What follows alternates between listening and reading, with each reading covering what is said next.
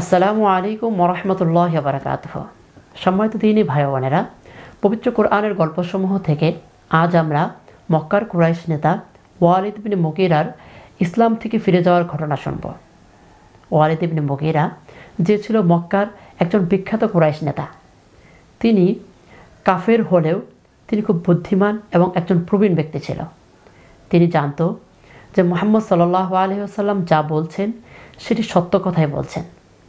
ইসলাম সত্য ধর্ম, কিন্তু শুধুমাত্র তার নেতৃত্ব চলে যাওয়ার ভয়ে সে ইসলাম কবুল করত না।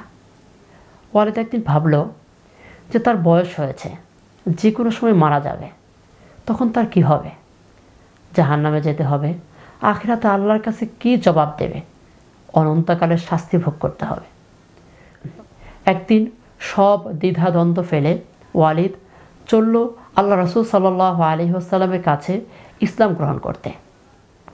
পথে তার এক মুশরিক বন্ধুর সাথে দেখা হলো। সে বলল, ওয়ালিদ, কোথায় যাচ্ছ? সে বলল, মুহাম্মদের কাছে যাচ্ছি। ওয়ালিদ এই বন্ধুর সাথে তার ইসলামের ব্যাপারে আগেও কথা বলেছিল। তখন বন্ধুটি বলে উঠল, হাই, তুমি কি সত্যি সত্যি ইসলাম গ্রহণ করতে চলছো? ওয়ালিদ বলল, আর কি উপায় আছে? মারা গেলে তো জাহান্নামের আগুনে জ্বলতে হবে। তখন তার বন্ধুটি বলল, হাই, তুমি তোমার পিতৃ ধর্ম ত্যাগ করবে? তুমি এমনটি করো না, আমি তোমার সব দায়ী দায়িত্ব নেব। ওয়ালিদ বলল, কেমন দায়ী দায়িত্ব? তখন বন্ধুটি বলল, তুমি তো জাহান্নামের শাস্তির ভয়ে এমনটি করছো, তাই না? তো আমি তোমার জাহান্নামের সব শাস্তির দায়ী দায়িত্ব নিজে নেব। তুমি তার বিনিময়ে আমাকে কিছু অর্থ প্রদান করো। ওয়ালিদ ছিল অনেক ধনী ব্যক্তি, সে সঙ্গে সঙ্গে রাজি হয়ে গেল।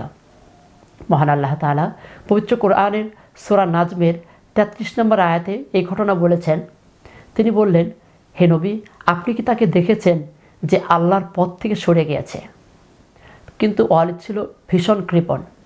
সে তার বন্ধুর সাথে যে পরিমাণ অর্থের ওয়াদা করেছিল তার সামান্যই তাকে দিয়েছিল।